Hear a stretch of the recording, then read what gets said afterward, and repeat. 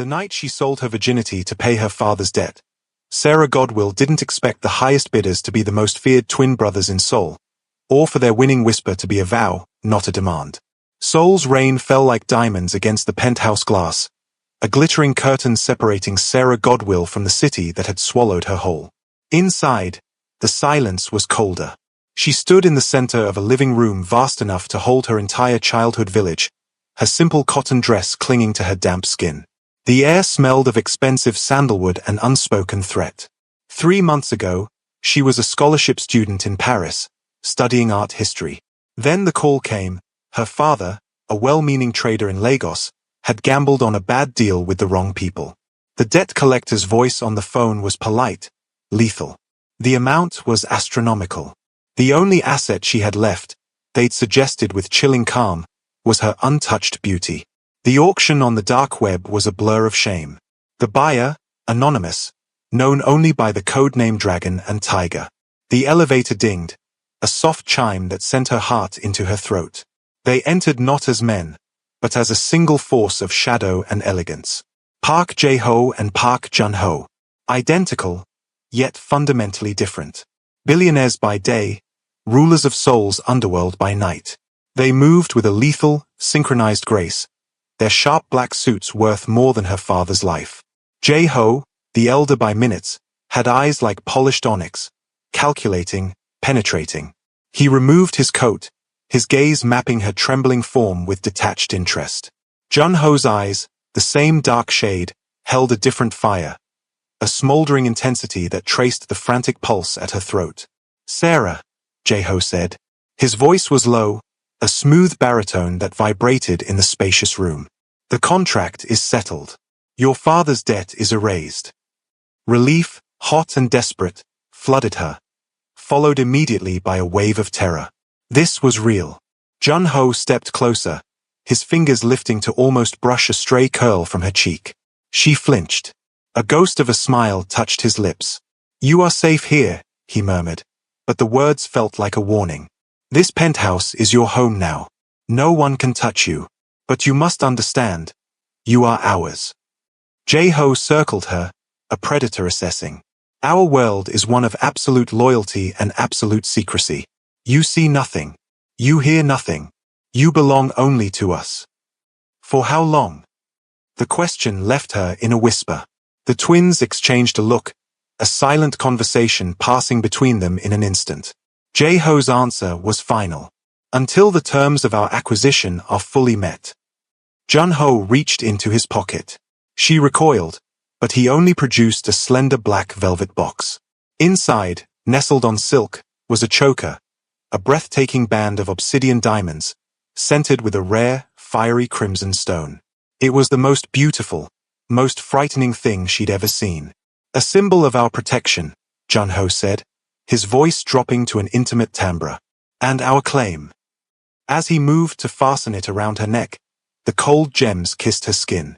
Before the clasp could click, Jae-ho's secure phone buzzed on the marble table. He glanced at the screen, his face hardening into a mask of icy fury. "It seems," he said, his eyes locking onto Sarah's wide, fearful ones, "a rival faction already knows you're here. They've made a move on the building." The panic room was a silent, pressurized tomb. Sarah hugged her knees on the cool steel floor, the unclasped diamond choker still in its velvet box beside her. The thud of the ceiling door still echoed in her bones. She was a possession, and already, she was a target. 23 minutes later, the door hissed open. Jun-ho stood there.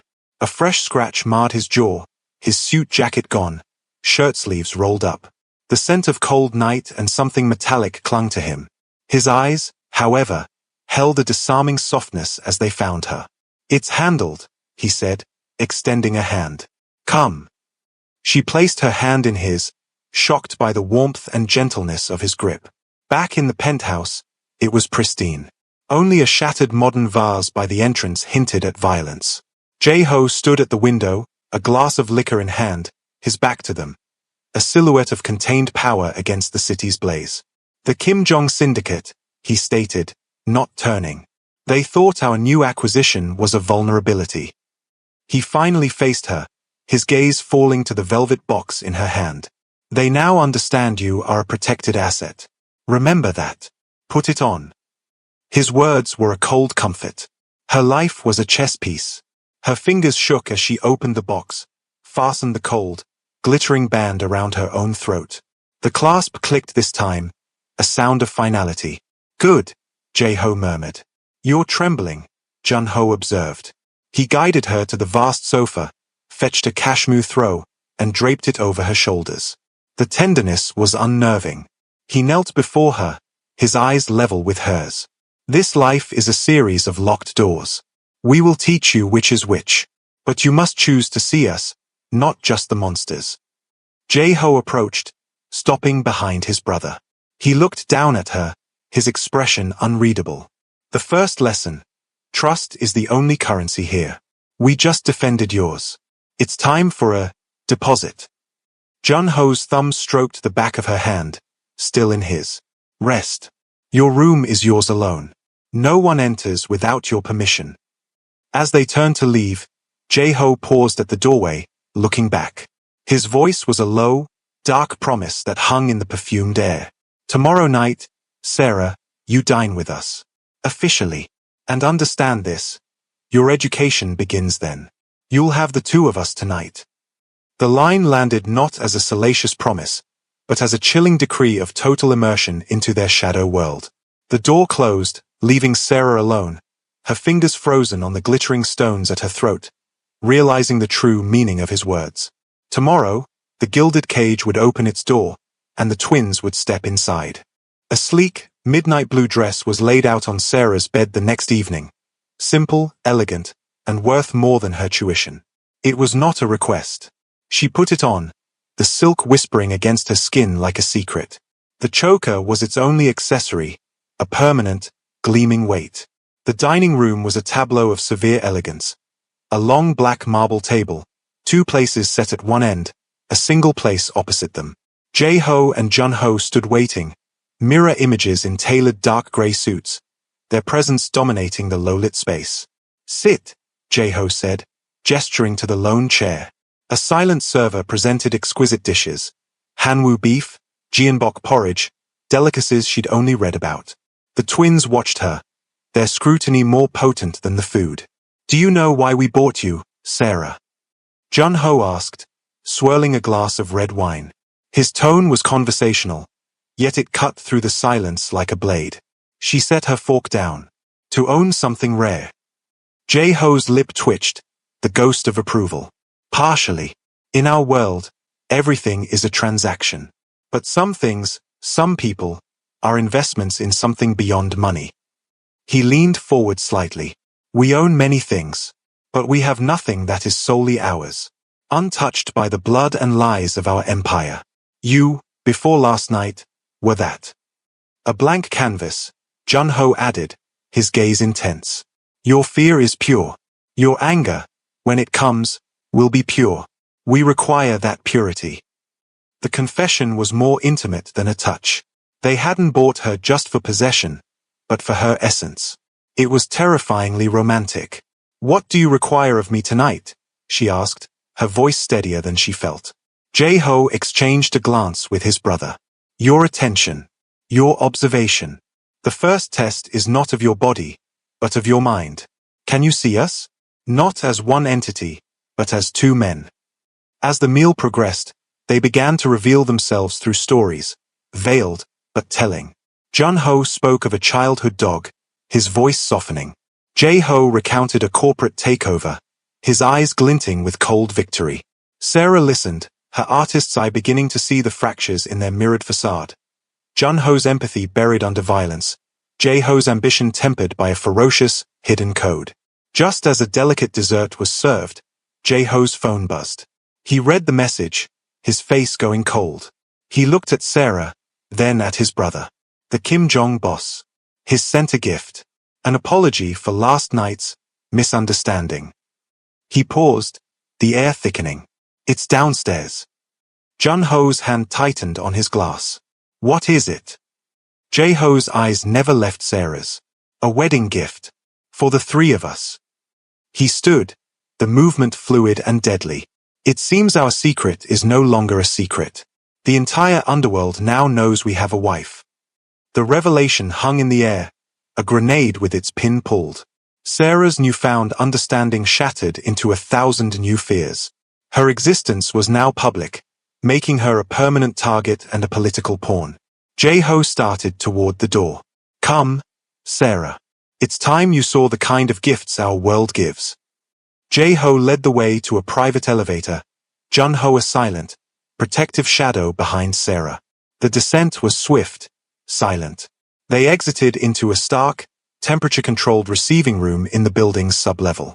A single, ornate lacquer box sat on a steel table. A nameless subordinate bowed deeply, his face pale. It was delivered by a courier with the Kim Jong crest. No note. Jae-ho approached the box. With a deliberate motion, he lifted the lid. Inside, nestled on black silk, was a pair of exquisite, hand-carved jade hairpins, traditional symbols of marital harmony.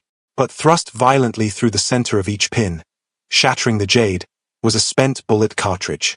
The message was clear, a mockery of their union and a promise to shatter it. Jun-ho let out a low, venomous laugh. An apology, he calls this.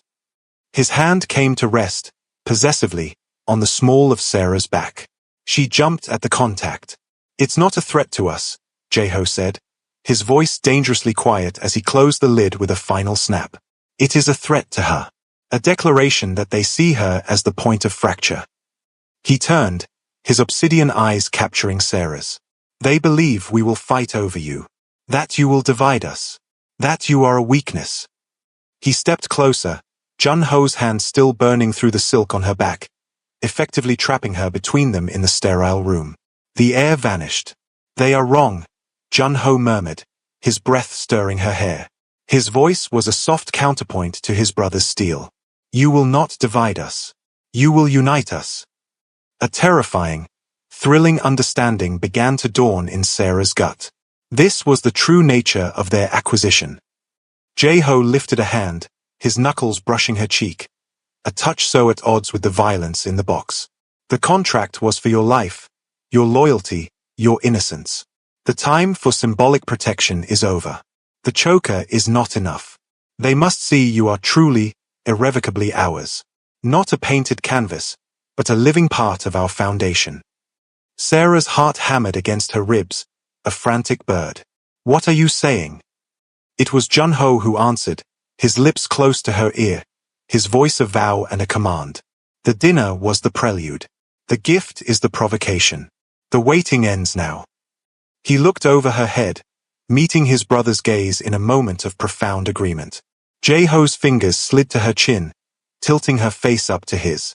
His gaze was possessive, heated, and utterly final. You'll have the two of us tonight, Sarah, he said, the words delivered not as a whisper, but as a dark, solemn decree. Not as your protectors. Not as your teachers. As your husbands. The world must hear your first cry and know it is a song of our strength, not a scream of your fear. The twins stepped back in unison, each offering a hand. Not to pull her apart, but to lead her forward. The path before her was no longer a hallway to a bedroom, but a threshold into the heart of their shared empire, their shared desire. Every choice, every shred of her old life, was now behind her. The walk back to the penthouse was a silent procession. Sarah's mind was a whirlwind, her body thrumming with a terrified electricity. They led her not to her separate room, but to the master suite, a cavernous space of black marble, floor-to-ceiling windows, and a platform bed that looked more like a throne of shadows. The door closed. The world outside ceased to exist. For a long moment, they simply looked at her, the intensity in their eyes stripping away the last vestiges of pretense. Then, the dynamic shifted, and the differences between them bloomed, captivating and disarming her. Jun-ho moved first. He approached, not with Jae-ho's calculated intensity, but with a focused gentleness. His fingers went to the clasp of her diamond choker. This served its purpose, he said softly, his knuckles brushing her nape. He set the priceless item aside on a table as if it were mere glass. You wear our claim inside now, not just on your skin. He then stepped to her side, his presence warm and steady.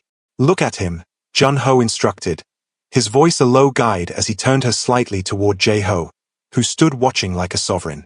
He is the storm, the unyielding mountain. He will make you feel safe in a way that makes you forget what danger even is. Jae-ho's gaze held hers, unwavering. He was magnetism and command personified. Then Jun-ho turned her face gently back to his thumb tracing her jawline. "And I," he said, a surprising, wry smile touching his lips, "am the fire that dances in the storm's eye. I will make you forget to be afraid at all." He leaned in, his voice dropping to a conspiratorial whisper. "He will teach you the rules of our world. But I, little wife, will teach you how to break the ones that don't matter." The unexpected humor, the glimpse of a man beneath the mafia prince, sent a strange, warm flutter through her panic. Jae-ho finally spoke, stepping closer, completing the circle. "You are the bridge between the mountain and the fire, Sarah. The point where our strengths meet and are made greater." He didn't touch her, but his attention was a physical caress. "Your loyalty will be our fortress. Your heart," he paused, and for the first time, she saw a crack in his perfect control, a raw, hungry need, "will be our greatest victory." He reached out then, not to take, but to offer. His palm was upturned. An invitation. Sarah looked at Jun-ho's encouraging, fiery eyes, then at Jae-ho's commanding, storm-filled ones. The fear was still there, a sharp edge. But beneath it, something new was stirring. A profound pull, a terrifying attraction to both sides of the coin they presented. They weren't just claiming her. They were revealing themselves, and the complexity was breathtaking. She placed her hand in Jae-ho's. His fingers closed around hers, strong and sure. Jun-ho's hand came to rest on her shoulder, a brand of solidarity. In that moment, she didn't just step toward the bed. She stepped toward them. The line between captive and willing participant began to blur, not with resignation, but with a dawning, electrifying curiosity. The cliffhanger of her choice was over. The cliffhanger of her surrender, and what would be born from it, had just begun. The world narrowed to the space between the three of them. Jae-ho led her to the edge of the vast bed, his grip on her hand transitioning from an invitation to an anchor. Jun-ho's hand remained on her shoulder, a steady, warm pressure. "Look at me," Jae-ho commanded, his voice a low vibration in the quiet room. When her frightened eyes met his, he continued, the words deliberate. "This is not an act of consumption. It is a sacrament. You are not being taken from yourself. You are being brought into us." His free hand came up to cradle her face, his thumb stroking her cheek with a shocking tenderness that contradicted his harsh words. "Your fear is acknowledged. But you must now choose to give it to me. Can you do that?" Tears she hadn't realized were forming spilled over. She gave a tiny, almost imperceptible nod. He accepted it like a solemn vow. His kiss was not what she expected. It was not violent, but devastatingly thorough, a claiming that was as much about possession as it was about communication. It was a kiss that mapped her, learned her, and began the slow, deliberate work of dismantling her terror. When he pulled back, her breath was ragged, but a strange calm had settled in her core. Jun-ho was there the moment Jae-ho created space. He turned her face toward him, his eyes searching hers. "Now," he murmured, a playful, dangerous light in his gaze. "Forget the world. There is only this room." His kiss was different. It was all spark and ignition, a clever, seductive flame that chased away the last of her chill. He smiled against her lips, a real smile. See? Not so frightening. He was the one who guided her to sit, who knelt to remove her shoes with a reverence that stole her breath. Jae-ho watched, his sharp eyes missing nothing, a silent architect of the scene. Jun-ho's touch was instructional, patient, turning every new experience into a lesson in sensation rather than violation. He whispered against her skin, jokes only for her, teasing away her tension until a gasp escaped her that was not born of fear, but of shocked pleasure. It was Jae-ho who gathered her close when she trembled from overwhelming sensation, his arms an unbreakable fortress. "You are doing perfectly," he said into her hair, his voice gruff with an emotion that cracked his icy exterior. His own touch was deliberate, profound, focusing not on taking but on gifting. waves of intensity that pulled her deeper into a current where thought dissolved. She was no longer between them. She was the center they orbited, the point of convergence for the storm and the fire. And in that maelstrom, a shocking, impossible truth blossomed in Sarah's heart. She felt cherished. In their dangerous, twisted way, they were building something with her, not just upon her. Later, as dawn painted the Seoul skyline in hues of rose and gold, Sarah lay entangled in their arms, physically spent, her mind reeling. Jun-ho slept with a peaceful expression, one arm draped possessively over her waist. Jae-ho was awake, propped on an elbow, watching her. He traced the line of her collarbone, where the choker had been. "They will come for you again," he stated, the real world rushing back in with his words. "Now, more than ever. Because you are no longer just a symbol. You are our heart, exposed." He leaned down, his lips brushing her forehead in a kiss that felt like a brand and a blessing. "And we will burn their world down to keep it beating." The days that followed were a study in surreal duality. By day, Sarah inhabited a life of impossible luxury and quiet tutelage. Jun-ho, true to his word, became her playful shadow. He taught her to mix a perfect old-fashioned in the penthouse bar, his hands guiding hers around the crystal decanter. "The secret is in the stir, not the shake," he'd murmur, his laughter warm against her temple when she'd fumble. He showed her how to defend herself, turning lessons in the private gym into a dance of close contact and whispered encouragement. "Aim for the weakness they don't show," he'd say, adjusting her stance, his touch lingering. With him, the terrifying mafia prince became Jun-ho, the man who teased her into smiling. Jae-ho's education was different. In his stark, modern study, he taught her the invisible architecture of their empire. He explained the legitimate fronts, the shipping conglomerates, the tech ventures, and, with a chilling clarity, the powerful, shadowed veins that fed them. "To protect you, you must understand what you are protected from," he said, his gaze intense. She found herself listening, learning, her artist's mind fascinated by the brutal canvas of power he painted. His rare, unguarded moments, a hand resting on the back of her chair as he looked over documents, stirred a different, deeper pull within her. She was falling for them, not as one entity, but as two men who completed each other, and who were, piece by piece, completing her. One evening, as they shared a quiet dinner, Sarah laughed at a dry witticism from Jae-ho. The sound was genuine, bright. The twins went still, exchanging a look of profound, silent triumph. It was in that fragile, perfect moment that every screen in the penthouse, the wall-mounted TVs, the tablet on the sideboard, even Jae-ho's secure laptop, flickered and went black. A single, horrifying image replaced them all. A live, grainy feed from a street camera in Lagos. It showed her father, Mr. Godwill, locking up his small import office at dusk, unaware he was being watched. A digitally scrambled voice filled the room, dripping with malice. "Park Jae-ho. Park Jun-ho. You took a prize from the Kim Jong network. We are here to renegotiate. You have 12 hours to transfer operational control of your southern port.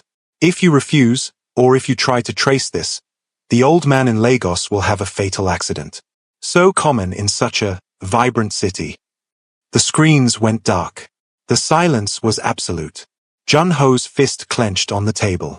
Jae-ho's face was a mask of icy fury.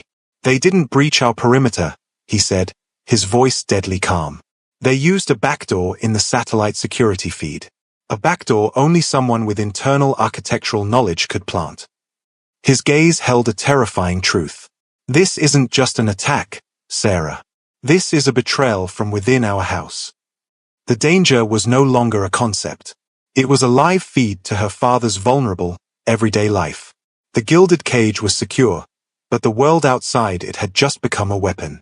The next 12 hours were a masterclass in ruthless efficiency and raw fear. Sarah was not sidelined. She was their central command. Using her intimate knowledge of her father's routines, the cafe he visited, the route he walked, she helped Jae-ho's trusted offshore team in Lagos orchestrate a coincidental intervention, spiriting her father to a safe house under the guise of a community policing initiative. Meanwhile, Jun-ho led the internal purge with a furious, joyful precision.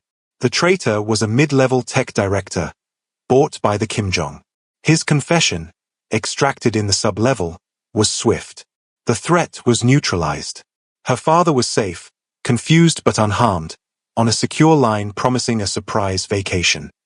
In the quiet that followed the storm, something fundamental had settled. That night, as Seoul glittered below them, Sarah turned to the twins. "No more cages," she said, her voice firm. "Inside or out. I am not your weakness. I am your strength.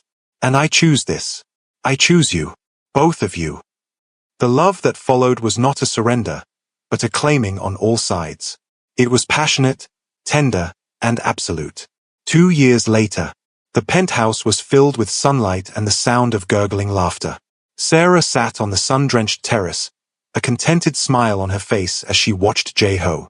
He was meticulously instructing a groundskeeper far below on the pruning of a rare willow tree, his phone to his ear, his free hand gently rocking the sleek triple pram beside him. His focus, even in gentleness, was total.